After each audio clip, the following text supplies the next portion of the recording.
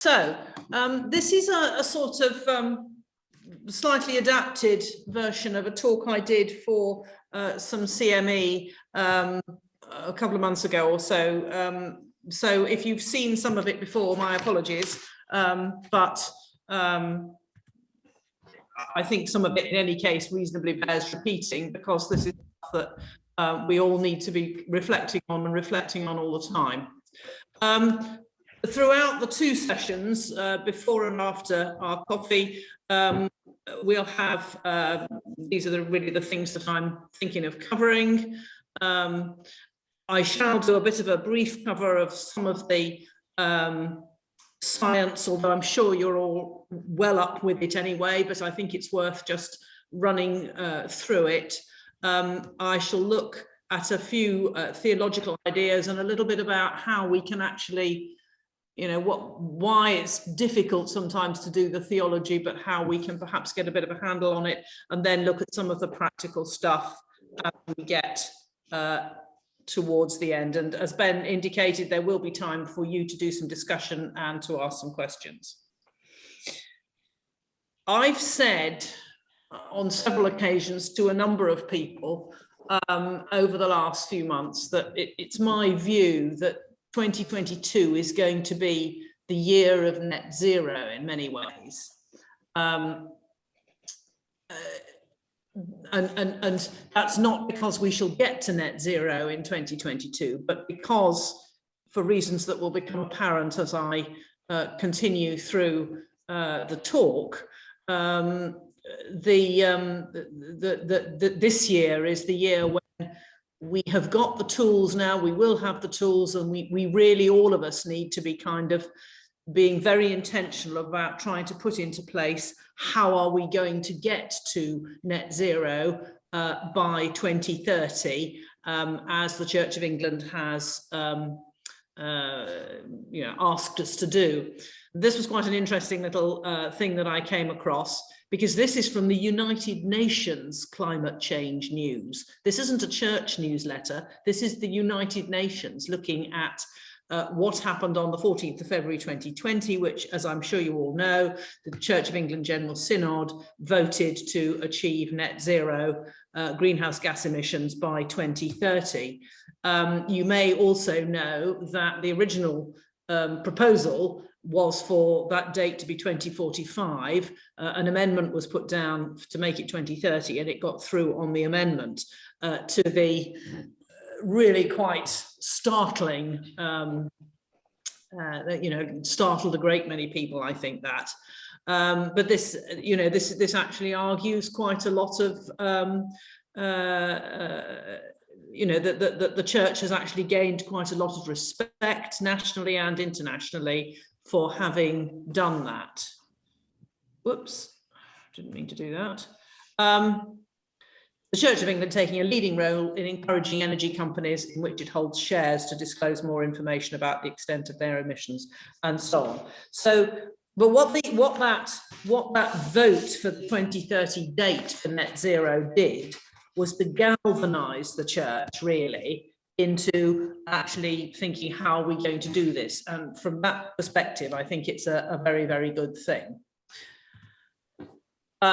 Again, the next 3 or 4 slides, I'm simply going to run through some of the basics about climate change. Not because I don't think you don't know them, but just to remind us all about the seriousness of the situation that we are in.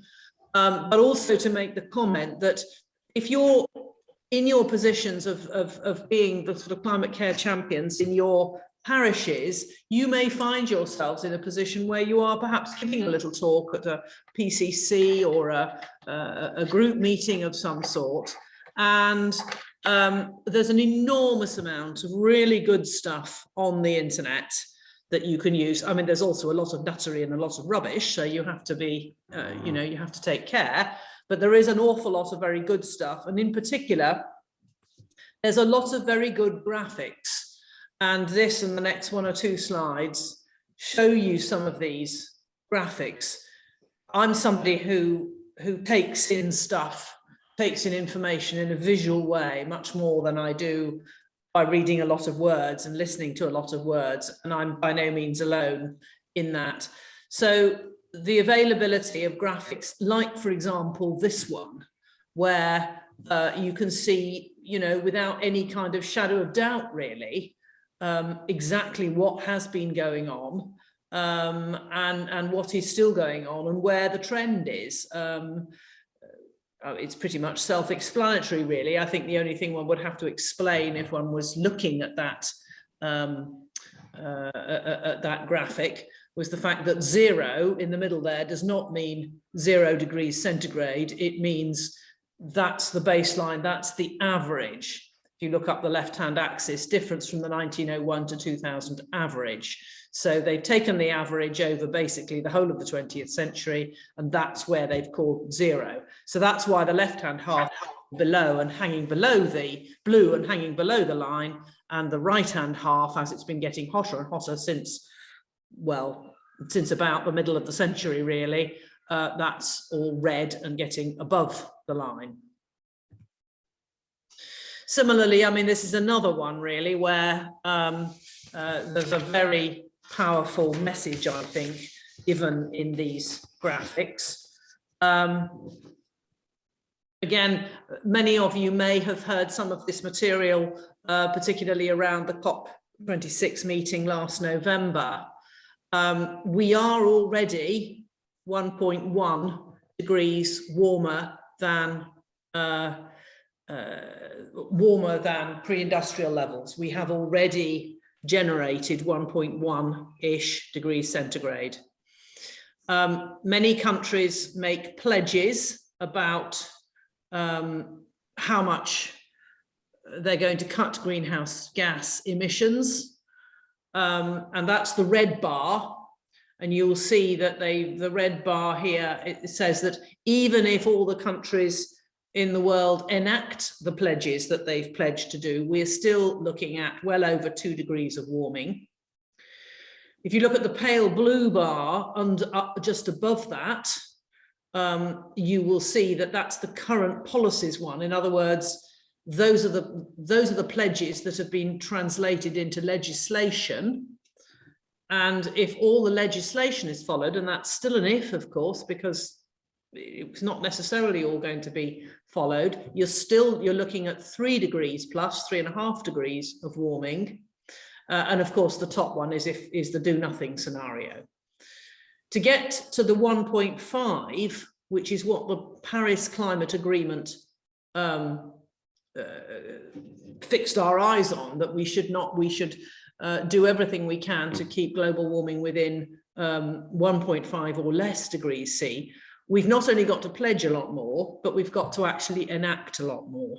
And I think this is very graphic in terms of, you know, exactly where we are and what the situation is going to be.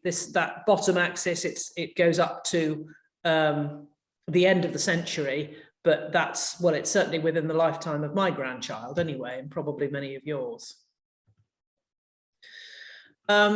One other thing that is, again, I think this is a very powerful graphic, although it's not in the first flush of youth now because it's 2011. But this fact that those who contribute the least greenhouse gases, the lowest emissions, are the ones who have the most high impact. So if you look at the top world map, you'll see that much of South America and Africa is blue. In other words, they've got very low emissions. Whereas if you look at the one, you'll see that they're pink and red, which means that they're very vulnerable to climate change. It means that, well, in the text of that at 2011, vulnerable to climate change, I mean, they're more than vulnerable, they're being impacted by it now because we're 10 years further down the road. So again, I think showing this kind of stuff visually is, to my mind, pretty effective. And then finally, a final sort of graphic. Again, I'm sure you know many of these, but some of the effects of climate change are these things that we have on the screen in front of us. And you can easily see that people who are already vulnerable because of poverty and war and poor infrastructure and all the rest of it, things like floods and droughts and things are going to have a much worse effect on those sorts of places. So this slide and the previous one really point up to me why this thing is or one of the main reasons why this whole problem is a very specifically something that Christians need to be taking action on and doing something about, because actually these are issues of justice. The poorest people in the world, the people who live in the most difficult circumstances in the world, are the ones who are being most impacted by climate change, and yet it's those of us who live in the more comfortable countries who are actually responsible for most of the emissions. And so that's this is a primary driver, really, I think. This phrase net zero is one that I've already used it. This is the definition of net zero. It's about achieving a balance between the amount of greenhouse gas emissions produced and the amount removed from the atmosphere. So it's not about reducing all our emissions to absolutely nothing.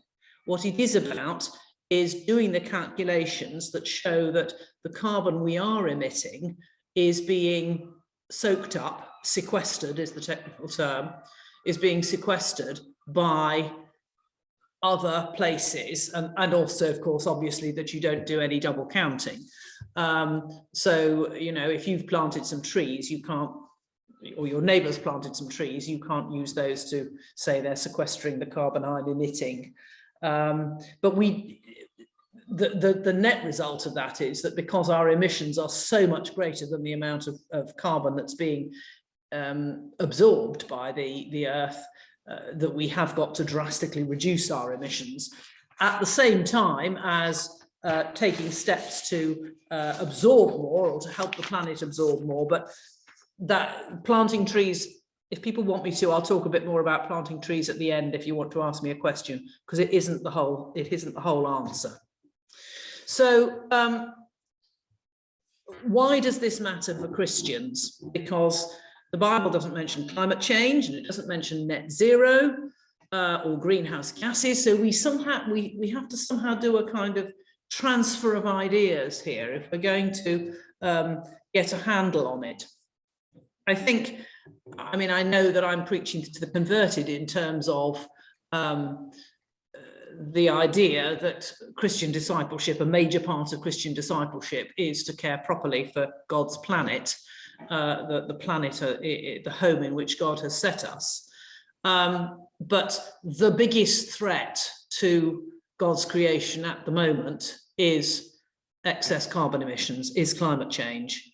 And therefore, although getting to net zero carbon emissions is not the only thing that we need to be doing, because the biodiversity and stuff is important as well, but actually reducing the carbon emissions is probably the most important part of what we're asked to do. And that's because all the way through the Bible, if you really read it properly, the care for God's creation is there throughout. I mean, these are just a few. I'm not going to give you a whole mass of biblical quotations. There are one or two courses around. We've got a good Windows into Eco-theology course that you can use here in the diocese, so I don't need to go into a lot of detail about that, and I don't want to sort of discuss that. But of course, the thing that Ben quoted to us at the beginning about Nehemiah, I mean, there's another one, and practically every book in the Bible has got stuff about the beauty of God's creation and about and reflecting on creation. But just before we stop and have a bit of time to ponder, I wanted to take those ideas just another step further.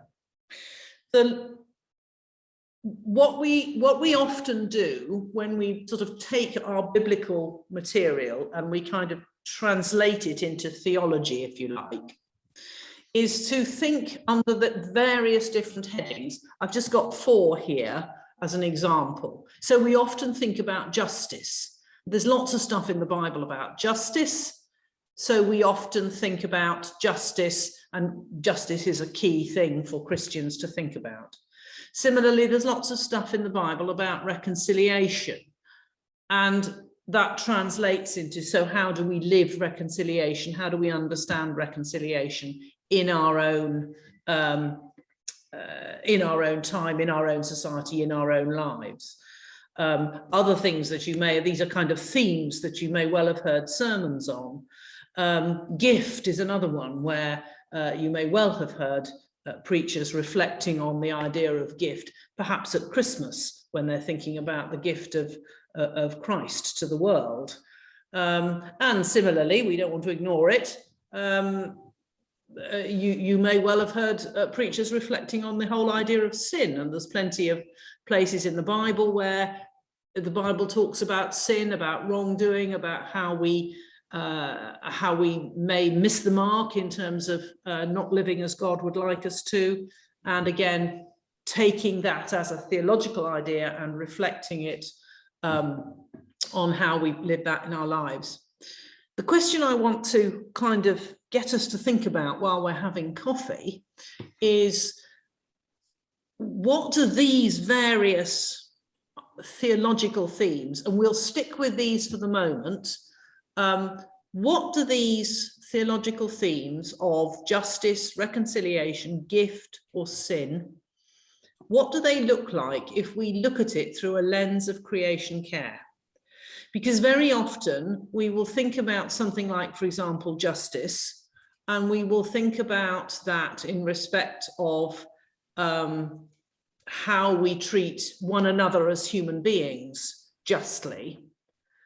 But what about, how does that work if we think about it in relation to God's creation and to how we care for God's creation? Or what does reconciliation look like if we think about that in relation to the natural world, rather than perhaps just thinking about it as reconciliation either between two individual human beings or between me as a human being and God, important though those are.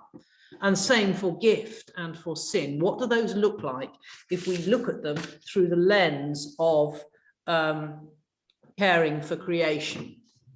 So while we have our screen break, I'm going to suggest that if you just ponder to yourself for the moment, or if you're lucky enough to have a, if you're here in a pair on the screen, I will allow you to talk to your other half on the subject. But we are going to go into breakout groups sort of fairly soon after we come back together. But just have your screen break now and think about particularly those 4 theological themes, and how would they, what would they mean to you in the context of caring for God's creation? And can you think of any other theological themes that you'd like to explore through the lens of creation care? So yes, think about some other words as well, but I'd like us to think about those ones particularly first. That's the kind of where we're coming from in terms of, I suppose, if you like, the theory, rooting what we're doing in the Bible and in our in our Christian practice, in our discipleship. I want to turn now to the very practical stuff of what can we really do about it, which, as I've heard at the beginning, lots of you are doing lots of really good stuff about it. So let's go into here. Come on, that's it. So we've got to the stage where we're agreed that we want that care for creation is you know, non-negotiable, really, part of our Christian discipleship, and also the hopefully taking on the fact that actually getting to net zero is a major player in that at the moment because of the decision of the Church of England. Well, no, actually, that's quite right. Because of the fact that we really need to do it. But it so happens that the Church of England has made that decision that has really galvanized the church into putting this whole thing into practice. And when we made this decision in February 2020, Church of England is actually now producing a lot of resources and a lot of material to help us, which is one of the reasons I've said I think 2022 is the year of net zero, because all this stuff now is coming to the fore and is available to help us. And I want to just go through with you some of those resources that are available. Now, this is going to involve, I'm sorry, a bit of chopping and changing, because I want to take you through a variety of screens and it's all in different places. So I'll stop sharing and then reshare again, because I want us first to look at this document, but I'll put it in a better place on the screen. So let me find it. Right. So I hope, fairly familiar with the Creation Care area on the diocesan website. And if you look down through this right-hand thing at the side here, you will see there's a bit that says Net Zero 2030. And if you then scroll down there, Practical Path to Net Zero 2030, and open that. Well, that's it. It's all on the website. So this is on the diocesan website, and what you'll get is a very nice little 2 sides of A4 document. Now, this has been out for quite some time. The church in Westminster produced this last year sometime, I think, or early last year, really. So it's been out for a good year, but it's a very good first guide to how can we make a start with this enormous task that we seem to have in front of us. And if you're in a position of wanting to kind of help your PCC to make the first moves on this, this document is really, I would suggest, the first place to go. It does only deal with church buildings. And as I'll say in a minute, and as we all know, there's a lot more to a church's carbon footprint than just the buildings. But the buildings are, without a doubt, the difficult bit. And this is really very helpful. And so we start off, I'm not going to read them all, but where do we start? And this first section, these are actions that nearly all churches can benefit from, even low occupancy churches used only on a Sunday. Relatively easy, relatively fast payback. And in fact, if you are a very small church, a rural church, a church that is probably only used on, for a couple of hours on a Sunday morning, maybe, if you do these things insofar as you can, that is probably, your carbon footprint will go down so small. You probably haven't got a very big carbon footprint anyway, and you won't, you'll pretty much cut that out. I mean, it boils down really to installing LED lighting, changing your electricity supplier to 100% renewable electricities, and also completing the energy footprint tool. Park that for a minute. I'm going to say something about that in a moment. I mean, obviously things like lagging your radiators and so on, lagging your pipes and so on is an important one. That's a DIY thing probably. So there are a number of other things in there, but the renewable electricity and the changing LEDs things mostly will deal with that. The issue that a number of people raised about boilers, the cathedral, we have a similar problem. Ours are gas fired, and they are on at this time of year. Well, we're just getting to the stage of turning them off, I hope, but for much of the year they're on all day. The cathedral is open 365 days of the year, and we have the heating on when we need it. Not at a hugely hot level, but at a level which makes it welcoming, because it's part of the welcome. And we have, sometimes we can have several hundred, maybe even more than 500 visitors through the cathedral in a single day. So, you know, that's the kind of level of occupancy. So it's a huge thing by comparison to many other buildings. But the problem is the same. We have our boilers are burn fossil fuels. And we, like everybody else, are going to have to be cutting down because the money is going to drive us to do that. I mean, the costs are going through the roof, and it is going to get increasingly difficult. I think if you read this document, you will see somewhere, I'm not quite sure exactly where it says it, but I think if you read the document, it will say somewhere that if you are changing your boiler anyway, if you look at D4 here, if there's no alternative that doesn't run on fossil fuels, replace an old gas boiler or oil boiler with a more efficient gas boiler.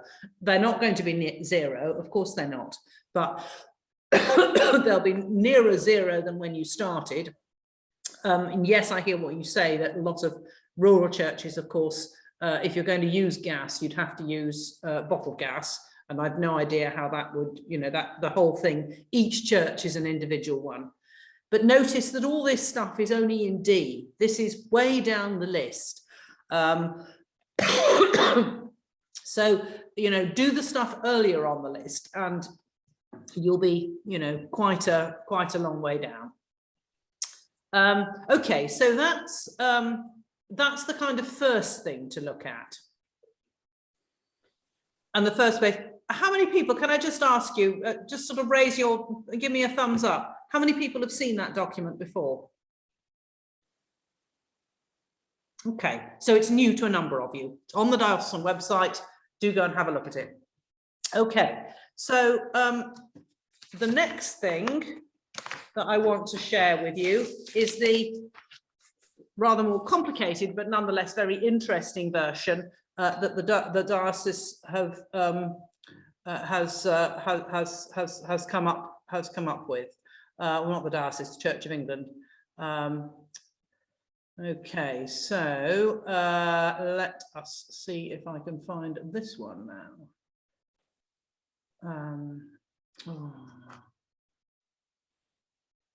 Okay, so I think it's that one.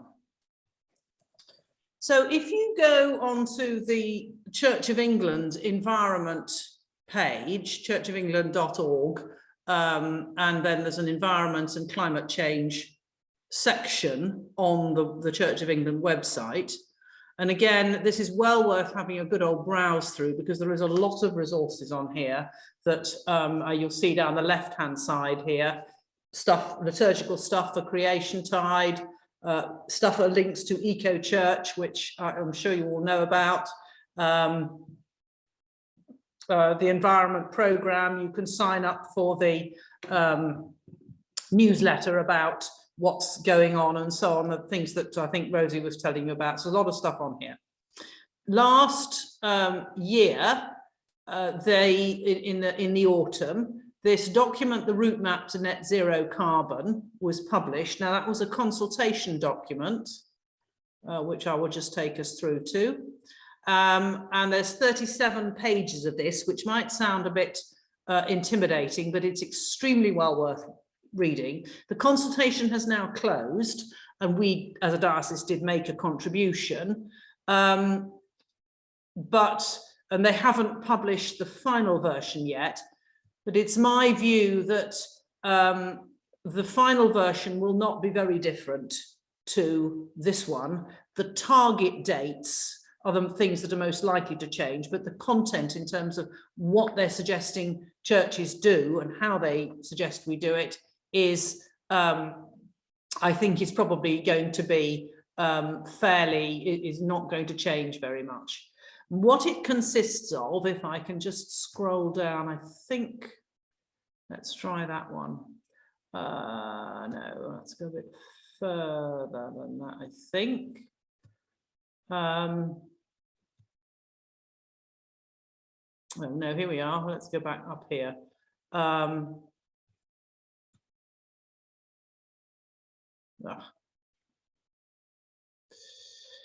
You will see, if you read through it, that what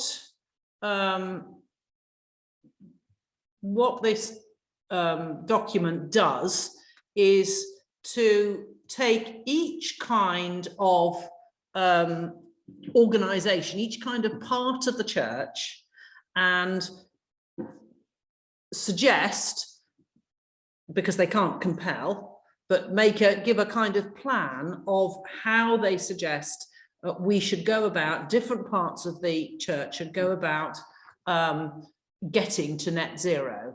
So here that they start off with, this is what they are proposing that dioceses should do. All dioceses should provide an annual carbon emissions report to diocesan synod. All dioceses should provide a costed plan to carbon net zero to diocesan synod, etc., etc., etc. You don't really need to worry about that because that's for the diocesan people to do. But of course, the diocese, that includes everything, and it's broken down later on. But you see what we've got here, what the national church is proposing to do, creating a footprinting toolkit for all major sources of emissions. Coming to that in the next set of slides. And they're going to work to develop funding streams. So they're going to give us some support in terms of consultancy. Now, if we go further down here, for churches and cathedrals, now for most of you, this would be the section that would be the most interesting, I think.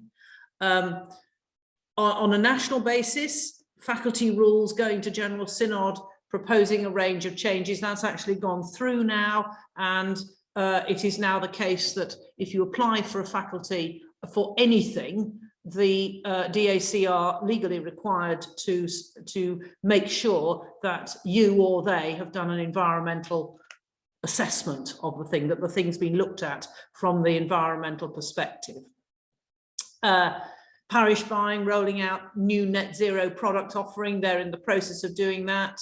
They want all churches and cathedrals to be on 100% electricity renewable tariff by the end of next year. That's going to be pretty challenging. This was written before the current fuel price crisis. So it'll be interesting to see whether this target gets slipped a bit at any stage. Can I briefly jump in on that, Ellie? Yeah, sure. Carry on. So we had the Chief Executive of Parish Buying with us at our meeting this afternoon. Oh, right. And it's worth noting that if you have not been able to access the Parish Buying energy basket before because they had to close the scheme for 3 months, it reopened again yesterday. So you can currently have a conversation with them and register about moving into their fully renewables provided energy. Brilliant. So it's open again, but it is more expensive than it has been because of the price rises. But if you want to come into the national scheme, which should offer tangible savings over time, that is back open. Yeah, great, thanks. So that's yeah. And there's a whole list here. Again, I don't want to go through the whole lot.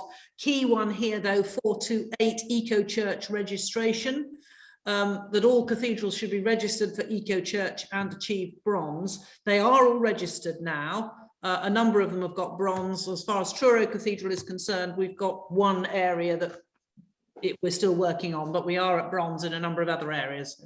So, but I mean, there are some, I think is it Salisbury, Ben, that's already got gold? Yeah, they're the first in the country. Yeah, that's right.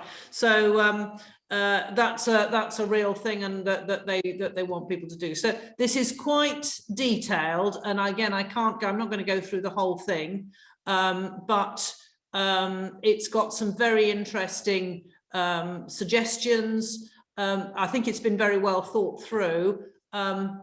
Recommendations here: energy audits, main areas for action, switching to renewables, changing to LEDs. But what's also I want to just point out to you from this document is that as well as churches and cathedrals, there is a section for schools. This is what they want schools to do, because all church schools are included in this program. And if you are connected to a church school in your church, this is something that's well worth talking to them about. They will be getting a communication sometime in the fairly near future. Clergy housing and retired clergy housing. So the parsonage your vicar lives in will also come into this scheme. Theological education, so that's theological colleges and part-time courses. Diocesan offices, etc., etc. And then there's a section down here, the sort of second towards the end of the report, about again the support that the national church is making available to us, what they're proposing to do to help and support the church through that. So it's well worth having a read of that, because it should give you an idea of the sorts of things that the national church is going to help us to do, but also the sorts of things that they're encouraging us to do. So this is a valuable document. As I say, it's on the Church of England website, and perhaps we can put the link. You probably have sent it already, Ben, but if we can put the link in the newsletter to this document, and people can have a good read of it at some point, because travel, that's another one that will come into it, and clergy travel will be something that needs to be measured. Okay, so one of the things that we've mentioned fairly regularly throughout all this is the energy footprint tool. This is also on the environment and climate change part of the Church of England website. Energy footprint tools have been, the energy footprint tool for churches has been live and has been used for the last couple of years. And hopefully most of you are aware of that, and your parishes have been filling it in. You enter your utility bills and it churns out your carbon footprint for you. The energy footprint tool for churches is now open from the 17th of March, and you enter all your 2021 bills. So it's done, as Ben said earlier, a year behind. This year, it is only remaining open until July the 31st. So the window is quite small. The reason for that is because they have also created energy footprint tools for all those other things that I just went through in that route map. So they've created energy footprint tools for cathedrals, for schools, for glebe, for clergy housing, and for all the other various aspects, diocesan offices and so on. Those have just been released this week, although the completion date for them is also July the 31st, so that's a very tight window. But the reason for that is that all those other energy footprint tools are newly developed, and they want to get the returns in so that they can spend 6 months or 4 months assessing how well it's worked and tweaking them so that next year they can release them properly in January, and they will be, they're very fit for purpose now, but there will be bound to be some things that need to be ironed out with them. So if you're at the moment, well, my husband is responsible for collating the data from Truro Diocese, and one of his bits of information said there were 28 churches who'd done it, and the other bit of information said there are 41 churches that done it, and I'm not quite sure how that, there seems to be a bit of a mismatch, but anyway, there's a long way to go. There's a lot of churches yet in this diocese that haven't done it, but having said that, it hasn't been open for very long. But do try and encourage your church to fill in the energy footprint tool if they want to, and if actually there ought to be on the diocesan website. There is a no, it's not that one. Yeah, on the diocesan website, there's a, here we are, an energy footprint tool slot here. So if you click on that, Oh, it's gone to sleep. Well, if you click on that, it goes through to a load of instructions as to, there we are, as to how you fill the thing in. Why do we need it? How do I complete it? Returns for measuring it, etc., etc., etc. So again, that's another place just under the creation care aspect of the diocesan website. So there's stacks of stuff out here to help us to do this. So one of the things that I think Creation Care Champions can really help with is to try and spend a little bit of time with some of this information, familiarize yourself with it, be a source of, be a resource to your parishes about all this kind of stuff, so that when somebody says, I haven't got the clue how to start with this stuff, you're able to give them a bit of a help with that. That's pretty much all I'm going to say, really, because I want us to spend some time. I want us to spend some time with having the opportunity for you to ask questions. I won't share the screen again because my last slide only says, "Have you got any questions?" So I can say that without needing to show you the slide. But yeah, does anybody want to comment or say anything? I'm going to jump in super quick and just first of all, just to say thank you to all of you, because last year, the Diocese of Truro had the second highest return rate for the energy footprint tool. The year before that, we had the fourth highest nationally. Last year, we had the second highest. And our return rate was coming in at 58, I think it was. 58.9%. And the reality is that the data becomes really useful when we hit 80% return rates. It's about there that we get much better benchmarkable figures across dioceses. So if you have any influence amongst other churches and within your own congregations, we would urge you to help that happen. Quite apart from anything else, I'd like to come first this year and see if we can get the highest return rate. Absolutely. So some bragging rights amongst DEOs nationally. But thank you. Shelley. Yeah, I just like to, I mean, I did do the energy footprint tool last year. I had forgotten all about it this year, so thank you for the reminder. And I will do that now. I've got my accounts all back because all the information is in those accounts. So it ends up being the treasurer that generally does it, of which I am the treasurer as well. So, you know, I don't have to look for the information very far. But I do have a question. We're with Octopus Energy at the moment, which is 100% renewables. I just wondered what the difference was between the parish giving scheme and just being with a 100% renewables company. Shall I take that one? Yeah, you're better qualified than me to say. So the parish energy basket is, on the electricity front, is all 100% renewable as well. But the likelihood is, if you are already on a contract, especially with Octopus, you will probably be on a better rate presently than switching into the parish giving scheme, parish energy basket now. But they're both 100% renewable. I'm with Octopus as well, and they seem to be one of the more robust companies. So I would suggest hanging in there. Right. Okay. Thank you. Thank you, David. Really useful comment up in the chat there. Yeah. Yes, indeed. I'm not. Yes, it's probably worth saying very briefly.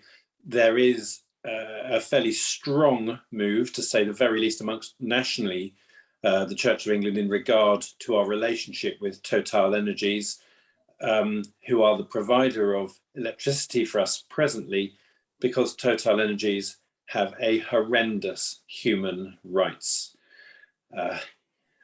active history, living way of working, and there's a very strong move from the meeting this afternoon, in fact, that we should be finding other sources that do not damage humanity and all of creation.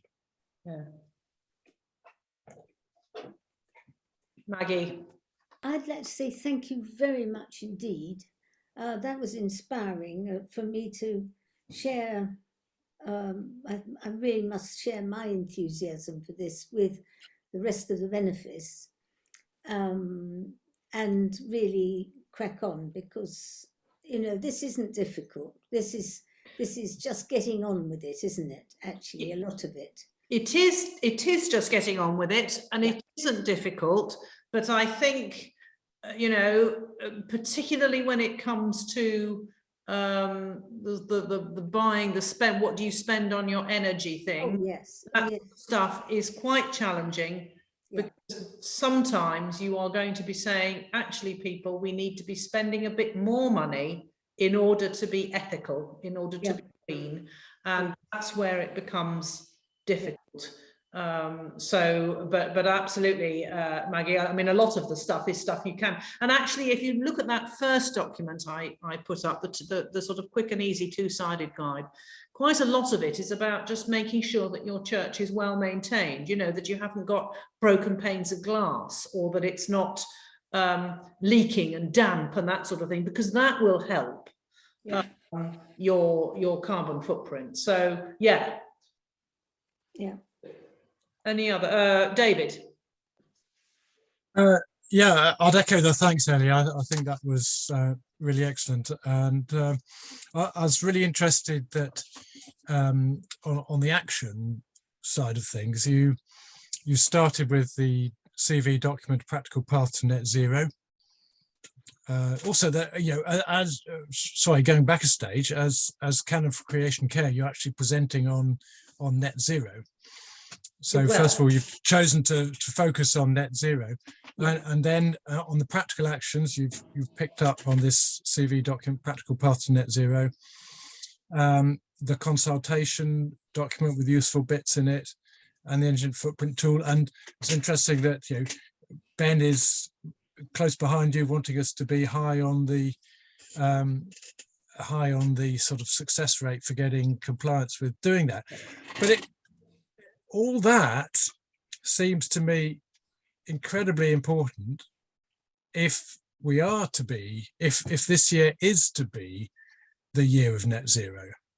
But in the diocesan material, I'm afraid I have to say, I'm really struggling to see it. The strategic targets seem to be about eco-church, and you can get an eco-church bronze award without making any change to your towards net zero at all. And so Ben's talking about targets for complying with the engine footprint tool. If we're going to improve our energy footprint, we've got to start off by measuring it. So I'm completely with that, but it just seems absent from the diocesan strategy. Do you want to comment on that? I'll say something first, and then Ben can say it afterwards, if that's all right. So I'll just jump in. I mean, we've got a three-pronged thing for the diocese: cherish creation, cut carbon, and speak up. So it's a third of our stuff. And actually, Ben will have seen, and I've seen, there's recently a summary of our targets across all the various different areas of the diocese, which Bishop Hugh has been putting together with the Diocesan Environment Board and so on. And the net zero stuff is quite a lot of pages, and then the other stuff kind of comes along behind. So I think the eco-church, the other thing to say about eco-church is that you're quite right. I think you can get bronze at the moment anyway, without actually making any steps to net zero.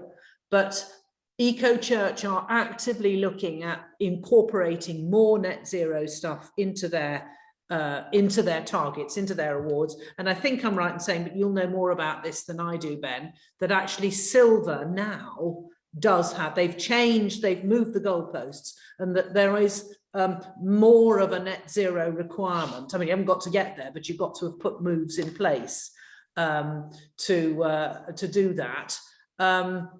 And actually, even for bronze, as far as the cathedral is concerned, because I was looking at this the other day, that I can't get a bronze, I can't apply for a bronze award for the cathedral until we have measured our carbon footprint of our buildings and got a plan in place for doing something about it.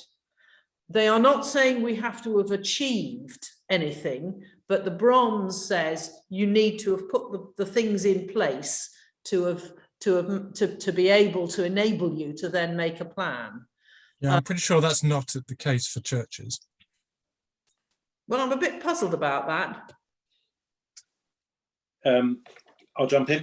It's not Yeah. presently the case for churches on the Bronze Award. David is correct.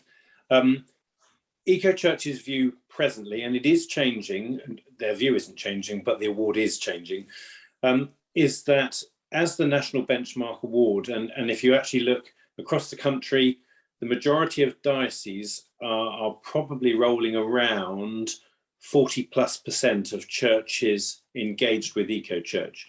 And the Bronze Award is the entrance way. It's the pathway into the award structure. So earlier this year, there was a significant revision to silver. There is a significant revision happening presently to gold, which I think is why Salisbury jumped in very rapidly now and got theirs complete, because I suspect the new gold will be very tough. I think that's right. And it will come with cost. And so the net zero thing is absolutely essential. There's no point in winning all the hearts and minds in the world, but not changing Yes, the world exactly. or how we live on it, in it, with it. But we have to do both. So my role is very much hearts and minds, access, engagement. And then we also have to run with the net zero stuff too. And Eco Church will be adjusting and adapting their award system, because it will tie more and more into the Church of England's net zero plan. So that's an intentional thing that's happening. But right now, bronze doesn't have that depth to it, or that sense of emergency to it, should I say, for bronze.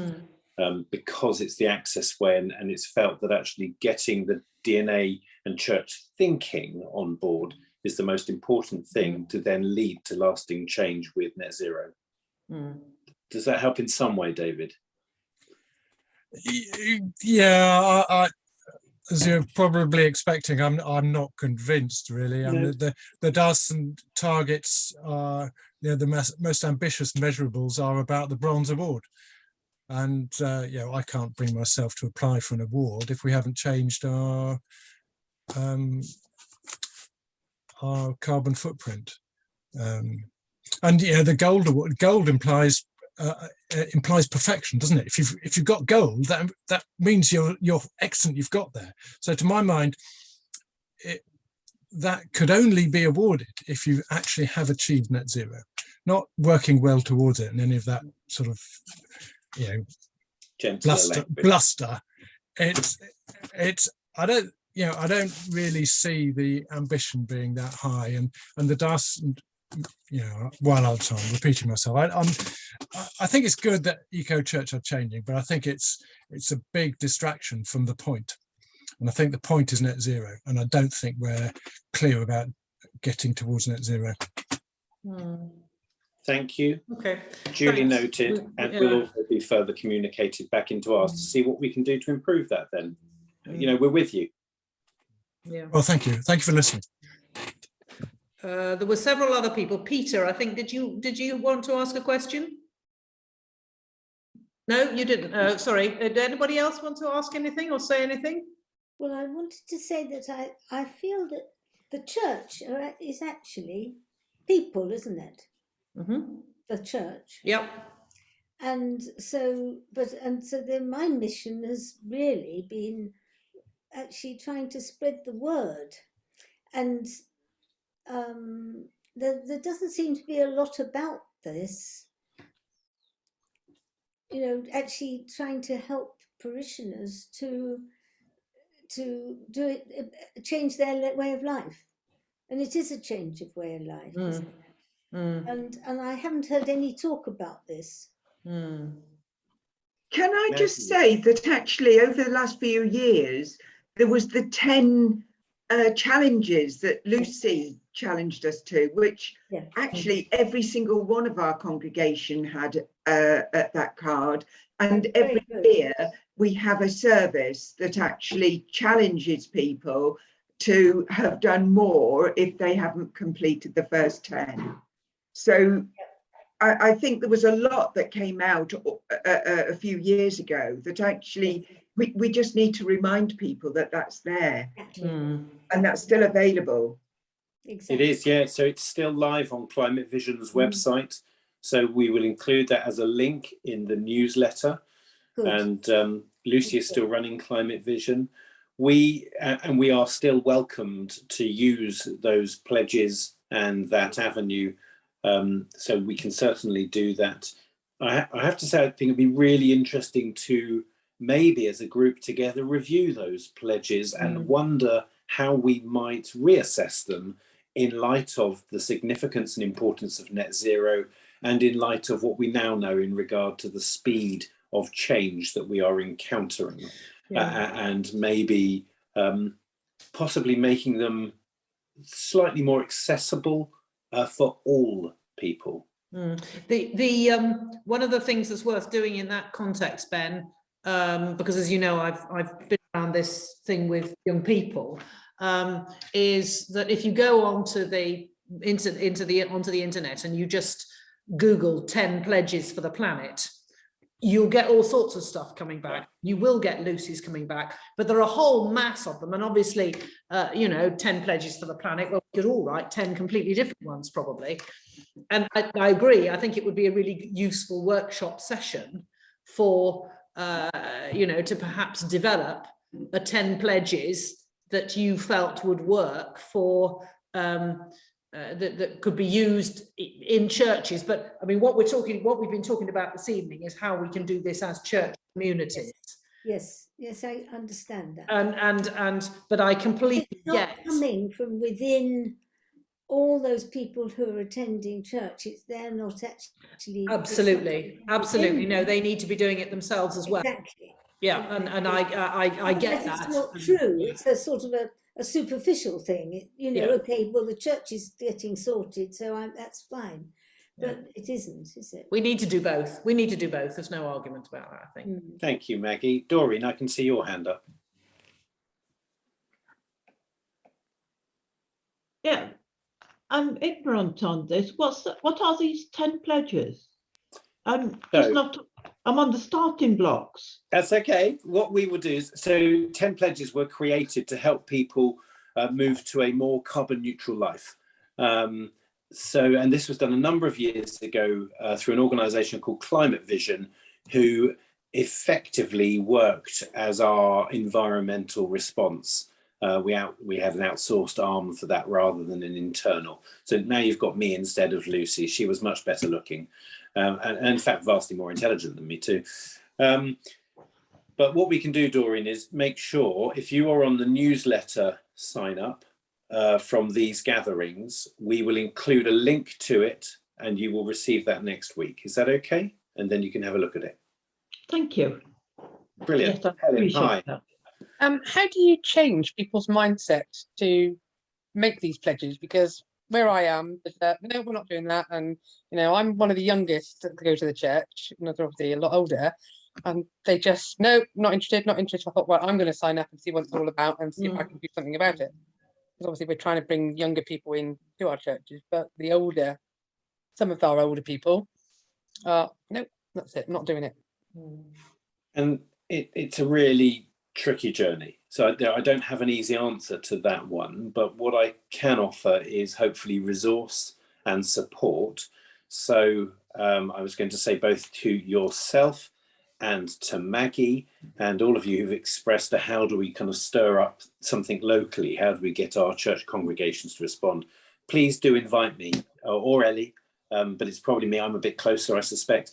We gladly come and preach and share in your Sunday worship and share something of creation care and kind of a biblical understanding of stirring ourselves into action, because from a biblical point of view, from a Christian faith point of view, I see absolutely no bypass on this. I see absolutely no way around this. And I think that the Bible is explicit about drawing us, commanding us even to care for God's very good creation. And I'm happy to come and share in that, and then from there, maybe create some discussion options where we can help draw people in. There is still a large number of people for whom it's easier just to turn the back and go, it's not happening. It's not happening, I'll be fine. But that the reality is that just isn't the case. But however we can support you. But Have we got any further questions? I'm going to throw one thing in before we finish for the evening, which came up whilst Ellie opened the Diocesan website up under the Net Zero 2030, and that was, there was a banner there for the 18th of May for Carbon Neutral Britain, and there is a 2-day training course there which I'm going on, and I believe it's free if you sign up to it. And I'd really encourage, if you happen to have the space for it and you want to extend your knowledge into this, I've been on a couple of their other courses. It would be great to spend that time with you, and it would be great to have good representation from our diocese, and I think it will be a valuable resource. So that's my plug for the evening, is do go onto the website under the Net Zero setting, and you should find the resource. It's for 2 weeks' time. I think if we're done, Etienne, you're heading off, aren't you? Bless you, bro. Thank you for coming out this evening. Thanks for coming. Sorry, Ben, if I can't make both days, is it possible just to go on one? I don't know is the answer, but I would give them a shout. They're a really lovely bunch. Just see if it fits. And they repeat this training, so sometimes you can do one bit and then the second bit. So give them a shout and see what they say. But it's the Centre of Alternative Technology in McKinless who are doing the lectures, which is really quite remarkable, because they're really the top people for sort of practical, down-to-earth solutions. And it's free to members of the Church of England. How do you measure that? I mean, there we go. But if you haven't, just put in your form. There's no other membership thing, is there? Anyway, I suppose they just take your. So I will see you there, Ben. Great. Well, I look forward to it. Good. Technically, everybody living in the whole of England is a member of the Church of England, aren't they? So there you go. That's free to everybody. Perfect. What I'm going to do is let's just take a moment. Ellie, would you close in prayer for us this evening? Yes, that would be really great. And yeah. So let's just pause for a moment and gather ourselves and remember that here we are gathered together, 2 or 3 or a few more in the name of God, and we've been in the presence of God all evening, and we thank God for that presence. We thank God for his very good creation. We thank you, Lord, for this time that we've been able to spend together. And we pray for insight and for courage as we help the people around us to see what the need is, to understand how important it is that we care for your creation. And we pray that all the things that we've talked about this evening will be taken forward into our lives, into the lives of others, and into the lives of our churches. We pray for your ongoing help and support in all that we do to care for creation. And we ask all this in the name of Jesus Christ, our Lord. Amen. Amen.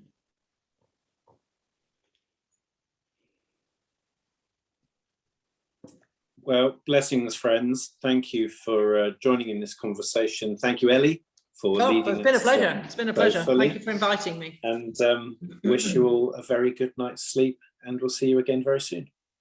Thank you, Ben, very much. Okay, take care. Okay then. Bye-bye. Thanks, Oliver. Good.